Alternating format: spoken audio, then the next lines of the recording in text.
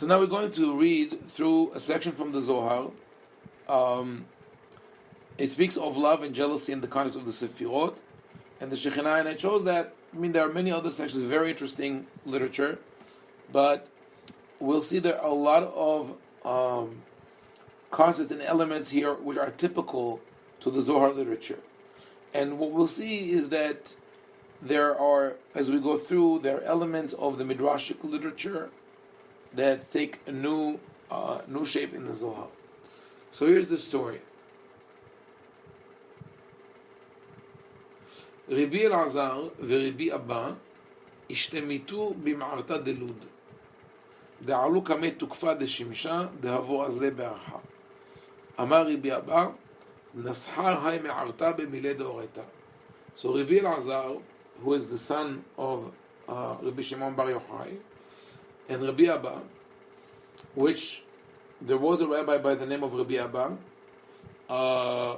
but he was the last generation of Amoraim, of Tannaitic rabbis, and the first of the Amoraic rabbis, and it's not clear that there was a rabbi by the name of Rabbi Abba who was a contemporary of Rabbi Elazar.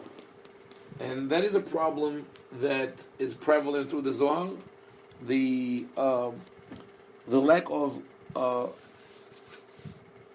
accurate chronology and historic sources to corroborate the existence of these rabbis at these times.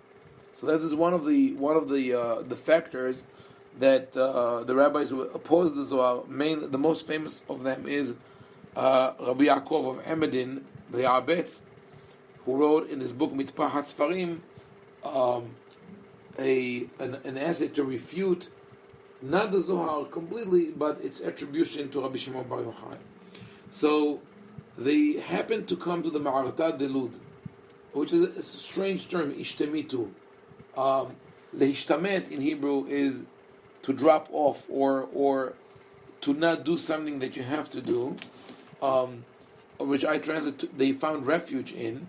But also interesting is the concept of a cave in Lod. Lod, as you know, in Israel, is in the plains of what we call the Shfela. There are no mountains and no caves there. Caves can be found more towards the north or in the Judean desert. So it's something else that suggests that it's just a part of a fictitious part of the story. But anyway, this happens in the cave. A lot of the things, a lot of the events of the Zohar take place either in a cave or in a specific setting, under a tree, in the field. It is much more prevalent in the Zohar than it is in the Talmud, and definitely more than in the Mishnah. But there is a reason for that. I believe there's a reason for that, and that is that because we're talking about esoteric knowledge and a lot of ideas that have to do with memorizing, the association of a text or knowledge to a physical place helps root it in your memory. It also gives it an air of a sacred space. Every time that we find discussion of esoteric knowledge, there are elements in the ritual that create sacred space, and they're not necessarily physical. Sometimes they're abstract, but this is part of the consecration of the space. So there is a ma'ara. Remember when we read the Tannaitic source about Rabban Yochanan ben Zakkai, who's traveling with Rabbi Elazar ben Arach, and he says, let us talk about Maaseh Bereshit or Maaseh Merkava. And once he starts talking, Rabban Yochanan stops the donkey, gets off, wraps himself in the talit. Wrapping in the talit is encircling yourself. It's the preparation of being in a sacred space. And why are they in the cave? They entered because of the strength of the sun. The sun is shining with great heat.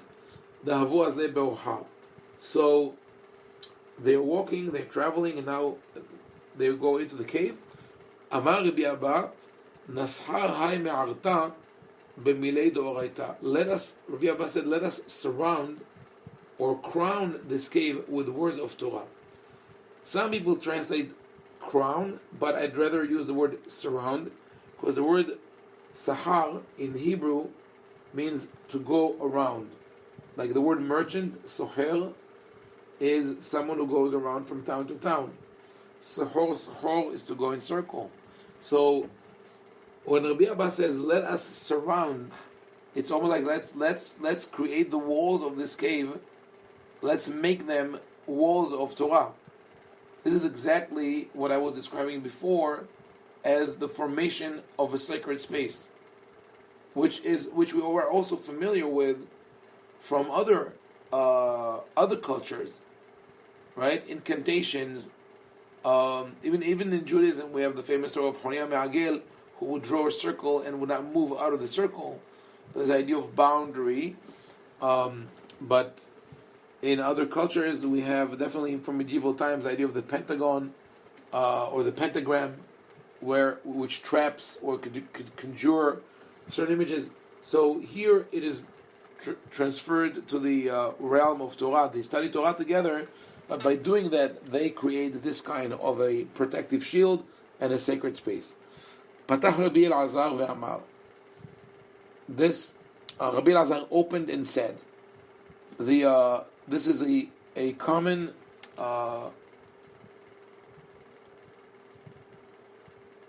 phrase in the Zohar to say patah, that he opened. So you could take it literally as he started, but it really means he opened up to convey the idea that there is a hidden secret which he is opening up for the listeners. And he quotes a verse from Shir HaShirim, from the Song of Songs.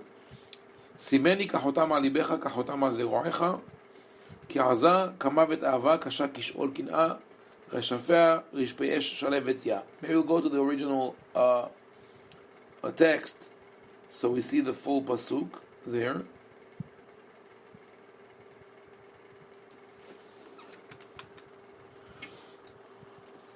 So this is in the last chapter of Shir HaShirim, Song of Songs, and it says, Simeni kachotam alibecha. The hotam is the seal ring that people used at the time to seal documents. It had the insignia of the king or an important person, and when you would roll it into clay, it would leave its mark. It could be a cylinder, like the famous cylinder of Cyrus. Could be a ring with just one plain surface engraved with the hotam. So here, it's in chapter 7. No, it is in chapter 8. Here, chapter 8, verse Vav.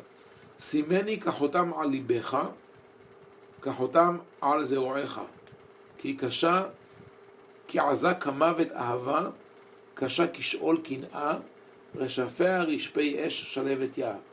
Set me as a seal upon your heart, as a seal upon your arm. For love is strong as death, jealousy is cruel as the grave. The flashes thereof are flashes of fire, the very flame of Yah. Many waters cannot quench love, neither can floods drown it, and so on.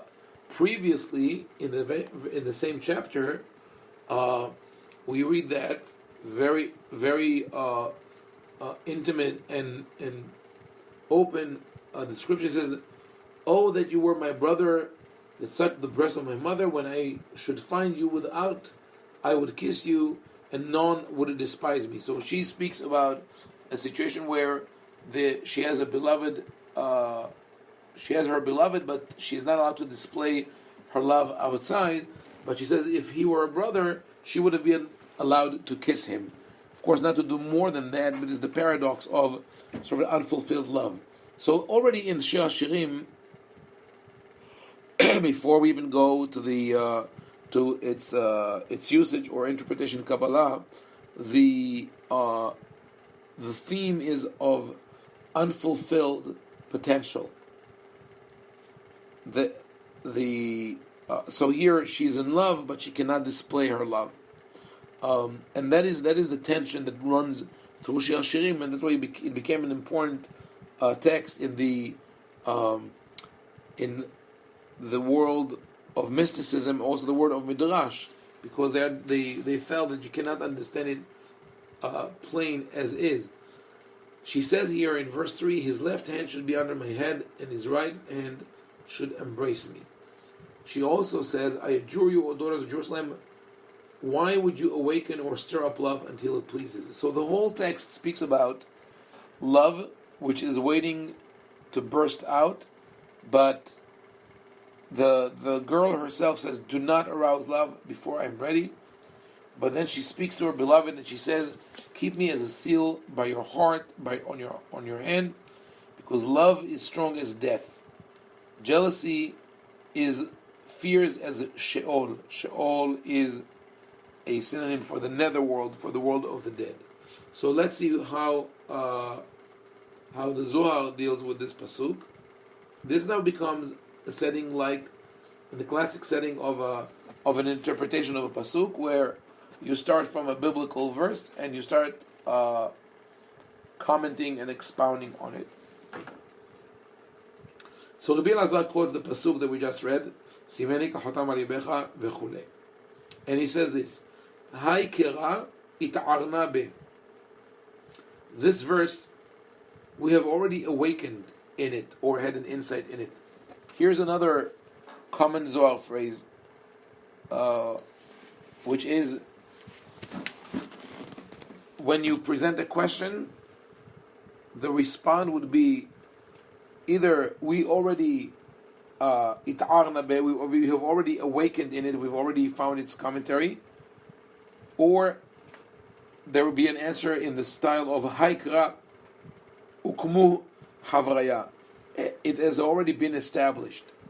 And this idea of whenever you say something or ask a question or ask for interpretation, you're being told, even to yourself, like Rabbi Elazar does here. He says, here's the pasuk, I already have an interpretation, but I heard something different from my father. The reason we find it so frequently in the Zohar, I believe, is that there is an attempt here to convey the message that what you know is not enough. For every verse or every halacha, every concept that you will present, the answer could be, we have already established that. There's already an established interpretation, but we are now going to go beyond that. So he says, we've already interpreted it. Aval lelyachad hava kadhavena kaem kame abba v'shamana mine mila. It was one night, I was standing in front of Abba, his father is Rabbi Shimon Bar Yochai, and I heard a word from him, meaning a word on that pasuk. What is the word? What is the concept that Rabbi Elazar heard from his father? Delet shelimu u'uta v'chisufa dichneset Israel bekudusha berichu ena benishmaton detzadikaya. He is now talking about the concept that is mentioned. We mentioned before, the holy union, or the Yeros Gamos, where one aspect of the divinity, which is masculine, is united with another aspect of the divinity, which is feminine. In the flowchart of the Sefirot,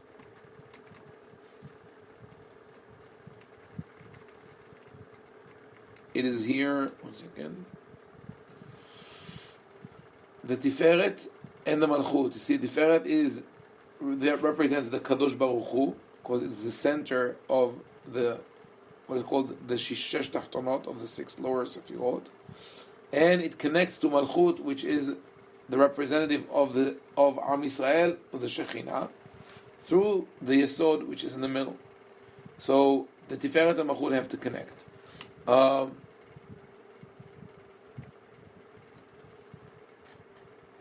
so he says the completion and desire and craving of Knesset Israel towards the Kadosh Baruch Hu is only achieved through the soul of the righteous, or the souls of the righteous. So, where are the Nishmat Hon de Tzadikaya? Where is the righteous one? That is the Yesod, the Tzaddik Yesod Olam. The righteous person is the foundation of the world, and he becomes the element that connects God to the Shekhinah.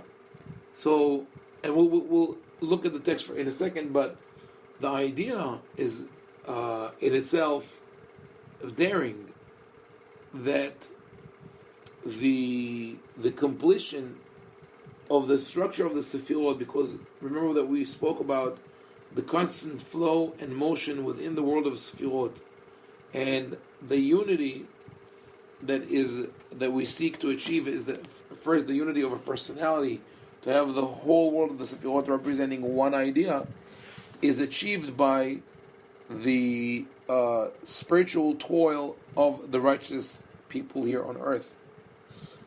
Not only that, they're physically, sort of like, in the analogy, are involved in this act of connection. So the word shalimu is from the word shalem in Hebrew. So the completion of the wholesomeness of the Shekhinah. Re'uta, desire. Kisufa is craving. As we say in Hebrew, nichsof, nichsafti. And here, by the way, there's another term that is found in the Zohar, kisufa, but it's an appropriation of a Hebrew term, because the word kasif in Aramaic means to be embarrassed. So here it's different. I mean, this is the Neo-Aramaic invented by the author of the Zohar. So he speaks of Knesset Israel as a woman who has desire and craving or longing, maybe longing towards her husband, who is the Kadosh Baruch Hu. And once she realizes that potential of the desire and the longing, there will be completion. They will become one. So what are the tzaddikim doing? What are the righteous people do? They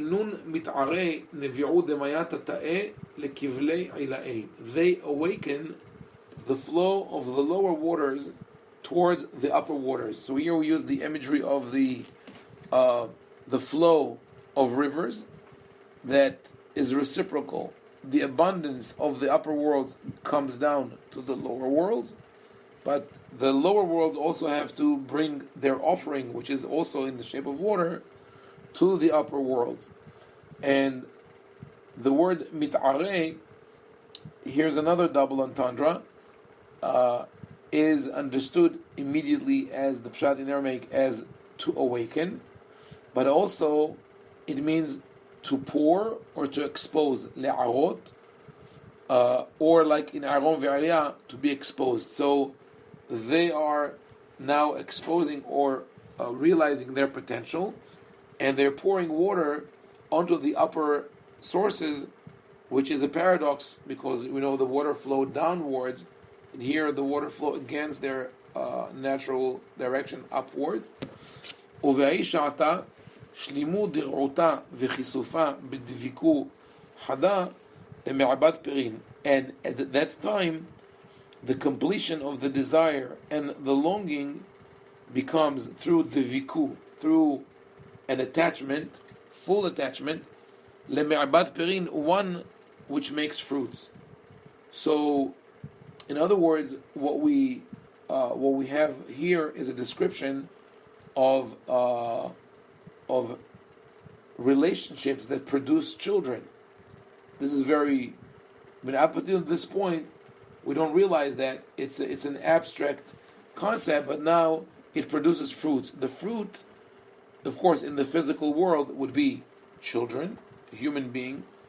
In the abstract world, in the world of the Sefirot, the righteous person, the righteous man, connects the Shekhinah with the Kadosh Baruch Hu, and thus it produces people through his actions, meaning people that he brings back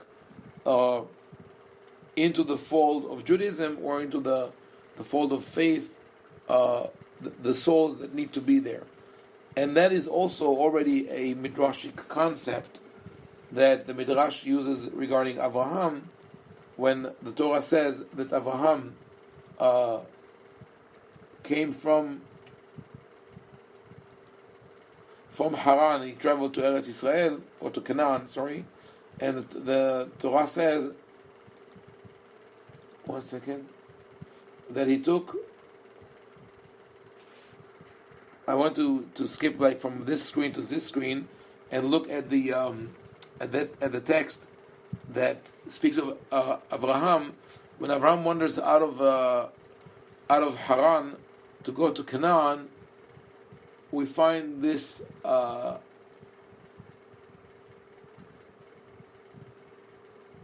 in chapter 12 of Genesis, verse 5. We read, "And Abram took Sarai his wife, and Lot his brother's son, and all their substance that they had gathered, and the souls that they had gotten in Haran." The Hebrew, though, is et hanefesh asher asu beharan, the souls that they've made in Haran. And the Midrash says, how did they make souls? How did they make people? And the answer is, they converted them. Abraham converted the men, Sarah converted the women. But this concept of the righteous men making people by converting them already appears in the commentary of the Midrash on this pasuk. It also appears later on in the Talmud when the rabbis of the Talmud says, "Kol amelamed ben havero Torah ma'ale alav katuv ki'ilu yelado." He who teaches another person becomes the father of that person. And there's really it's almost a competition in rabbinic literature between the status of the master and that of the father. Who is more entitled to sort of own the soul of the student or the child? In Kabbalah, it is not only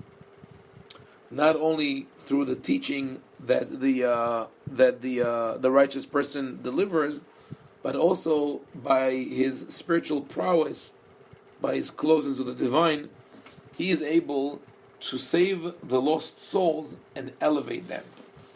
Or, if it's not the souls, it's the lost sparks, which is, according to one theory, there were sparks which were lost in the process of creation.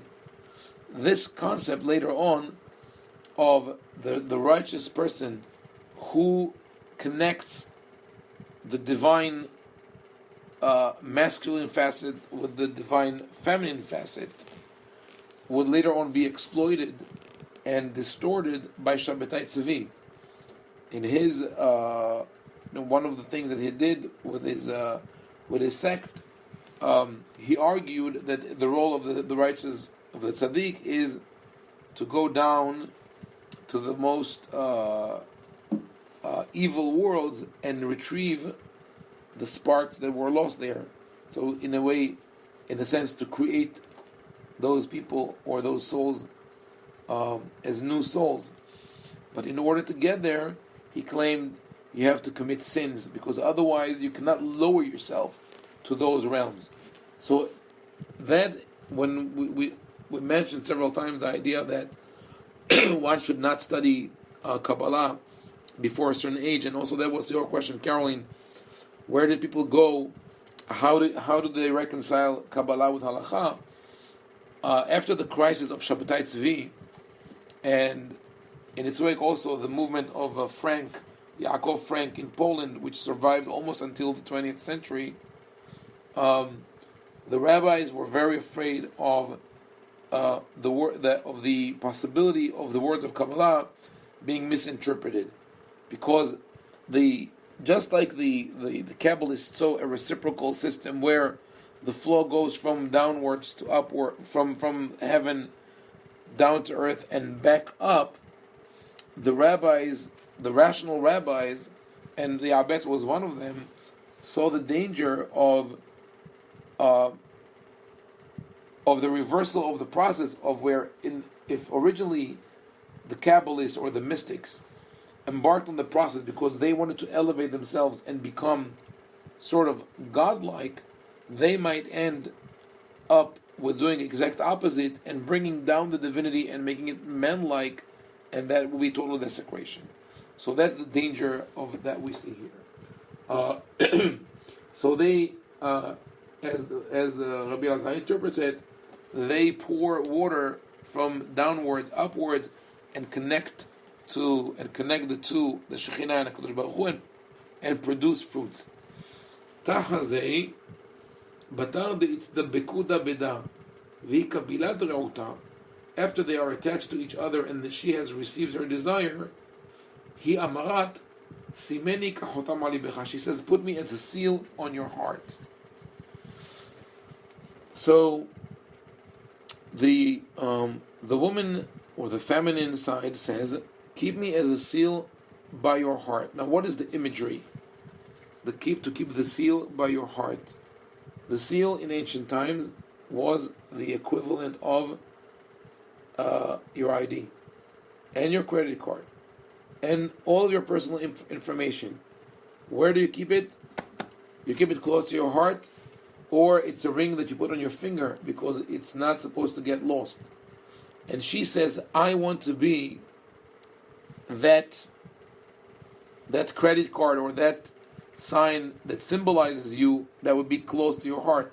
Remember that when Tamar wanted to betray Yehuda, or not to betray, when she ambushed him and she exposed him, she asked him to give her his seal ring, because you don't let go of your seal ring. If someone has it, it means that you gave it to him or to her, and that is not such a weird imagery. Just think of a singer saying, "Come on and be my good luck charm," right? So that is the opposite. Here, the man is selling it to the woman, but again, using some understanding of human nature and psychology, it is true that it would be the woman who tells the man to remember her,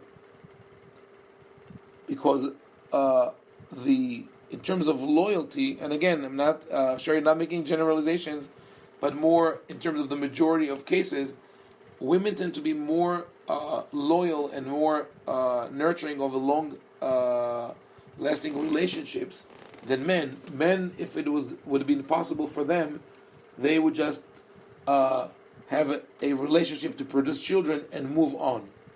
And evolutionary biologists look at that and say, from the point of view of evolution, this is why we have developed a brain which is so powerful and is able to produce emotions and desires and concerns and what we call meta thinking of what is he thinking about what she said to him about me. That goes through degrees of separation in our mode of thinking. That was developed because women wanted to have a way to keep their husbands close to them and them close to their husbands. So this idea of simeni kachotam ali becha is a very deep one, very innate one in the understanding of relation between a husband and wife.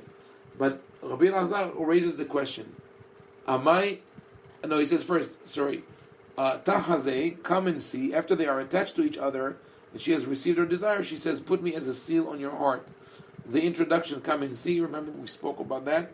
It's a more common introduction in Kabbalah because there is a very strong presence of the visual element. So it's Tahazeh, whereas in the Talmud it's usually Tashema, come and hear, because it's more the logic which is involved. So asks Rabbi Elazar, Amai kachotam, why a seal of all things? Ela oched chotam kevan deitdabak ba'atar had, אף על גב דהתעדה מיני, השתער רשימו באו אתר, ולה אעדה מיני. The way of the seal is that once it clings to one place, even though it has been removed from it, the mark stays in that place and never leaves it. דכל רשימו וכל דיוקנה דילה בהשתער, because all of its impression and its images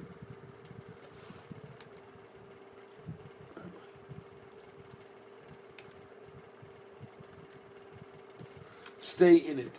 So maybe that's something that the original author of the Shir HaShirim had in mind, maybe not, but it's a beautiful imagery. The idea is that Hotam, the seal, lives a mark, it leaves an impression, and it never goes away. So the beloved tells the men, she says, I want to be that impression that is constantly embedded in your heart. Beautiful. Now Rabbi Elazar takes it to the level of the Sefirot. כך אמרה כנסת ישראל, ההתדבקנה בך. Knesset Israel, which is the Shekhinah, which is Malchut, says, I have attached myself to you. And even though I was removed from you and sent into exile, Simeni kachotam alibecha, put me as a seal on your heart. Begin the ishta'ar kol diyukni bach. So all of my image remains is in you. Kehai hotam, as this seal, the ishta'ar kol diyukne bewatar di'idabak benet. All its image remains in the place where it was attached before. So now this imagery is transitioned to the Sefirot. The Shekhinah is nodedet mimkoma. The Shekhinah is in exile. That is a concept that is developed at the end of what is called Patach Eliyahu, the introduction of Eliyahu, which is from Tikkunei Zohar, from a later edition. The idea that Shechinta begaluta, the divine providence or the Shekhinah or this Sfirat Malchut is not in place. In the same way that you asked me before, Shari, about Kava Midah, right, that is supposed to maintain all in place, but there is a possibility of one Midah, in this case the Shekhinah, which is removed from the rest of the Sefirot and constantly aspires to go back. And she says, even though I'm not with you, but you have my impression, so remain connected to me. And that is also in the basis of the prayer the Kabbalist added before the performance of certain mitzvot, L'shem yichud kudsha berichu u'shchinteh. We're doing it in order to reunite the kudsha berichu, HaKadosh Baruch Hu, with the Shekhinah. Or in terms which are a little more aggressive, le'akama shechinta me'afra, to raise the Shekhinah from the dust. So the Shekhinah already has the image of a woman who's mourning, who's rolling in the dust. So now he explained the first part of the pasuk, and now he goes to explain the second part of the pasuk. The nikud that they put here, that's from Sefaria. The nikud is not perfect. Ki azak kamavet ahava. Right? He says love is fierce as death. So here we have, I think, beautiful explanation. A little dramatic, but it depends on what is the angle that you take it with. So it says ahava takifahi, it is fierce. Kifrishu deruha min gufa, just as the separation of the spirit from the body. And now here, if we stop here, this is a concept that is already explored in the Talmudic literature of how difficult it is for the soul to leave the body. But the Talmudic take on it is that for the wicked person it's very difficult, and for the righteous person it's easy. And the idea is that we have a double existence in the mundane world and in the spiritual world. The wicked person is more attached to the mundane world, so his soul is unwilling to leave this world and go to its spiritual place, whereas the righteous person his soul is attached already, it's closer to its source in the divine. So for his soul, it is easy to make that small step and reconnect to the divine. But that, I think, is also already in Talmudic time an observation that people made when they were attended to people who were sick, who were terminally ill, and they saw there's a heartbreaking situation where a person hovers between death and life, and so they see this difficulty of the love of life, of how people are willing to cling with their last drop of energy to the precious life that they have. And I would say more often than not, it is because of love, because of dear ones, because of their love of the world, because, as Viktor Frankl says in Man's Search of Meaning, is because they have a certain purpose and goal in life that they want to cling to. So this is the final moment when they realize that love is gone, that the goal is not going to be achieved. So that is, like I said, not necessarily a mystical concept, and that's where we see the convergence of midrashic, Talmudic literature on one hand and philosophical literature on the other hand, and they all are put together, and this new type of literature emerges, which one must admit it is from point. It's very engaging, very fascinating. Try to explore all the nuances and the illusions that are contained within this text. It says this: the Taninan b'sha'ata de barnash mateli istalaka min alma. At the time that a human being, barnash, in modern Hebrew, people use the word barnash as dude, but literally it means bar, the son of nash. Nash is a human being. Barnash, ben enosh. At the time that the ben enosh, the barnash, is about to leave the world, and again, listalaka. Remember, I said it's listalek, to leave and also to go up. V'hameh madechameh, and he sees what he sees. Another linguistic comment. Hameh is to see, right? But remember, just previously we read tahazeh, come and see. So how do you say in Aramaic to see? Hazeh or hameh? The answer is, depends if you're in Babylonia or in Israel. The Aramaic, the Middle Aramaic that was spoken by the late Aramaic that was spoken by the sages of the Talmud had two branches: the Eastern one, the Babylonian, and the Aramaic one, the Western one, which is the Eretz Israel one. In Israel, they would say Hameh, and in Babylonia, they would say Hazeh. And that is another example of the linguistic problems of the Zohar, that when you see those little things, it tells you that it is an artificial language and was not written by someone who was a native speaker of either the Eastern or the Western dialect. So anyway, when the time of a human being has come to leave the world and he sees what he sees, ruha azla bechol shayfei de gufa, the spirit, his spirit, travels through all the members of the body. Shayfei, remember I said it's also means pieces in Arabic. Vesalik galgaloi, and he raises his wheels. The wheels here probably refer to some kind of a spiritual entity that is contained in him, even though it's not very common in the Zohar, the term galgal. More galgal is a spiritual being, is a term used by the philosophers, mainly by Maimonides. But the person feels keman de azil beyama bela shayatin. I would say this is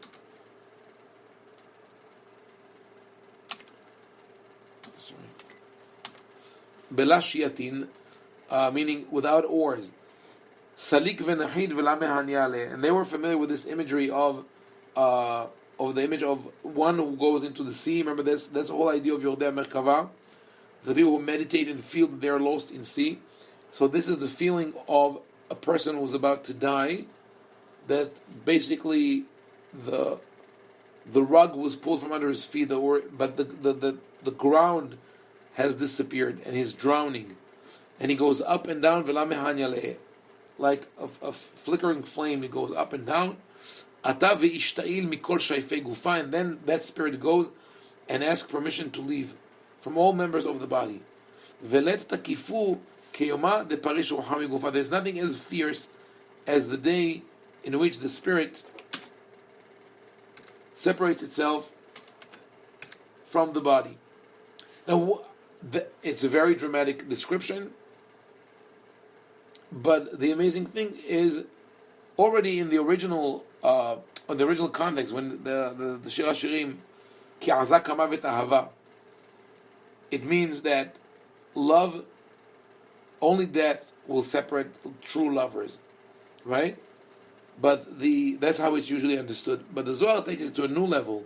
It says the same feeling of confusion, of strong emotions that overwhelm a person at the moment of death.